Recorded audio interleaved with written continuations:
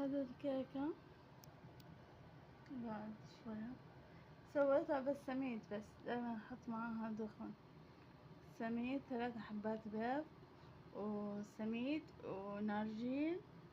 طلعت كيكة مو بسبوسة. وايش كمان حطيت حليب سايل، ما حطيت لبن زبادي فيها. وحطيت باقي مكونات الكيكة وخلطته نص نص. حطيت زيت زيتون، ما حطيت الزبدة ولا حطيت زيت نباتي. والزبدة صح لو كانت صحية، أصح من الزيت النباتي، بس هذا بزيت الزيتون.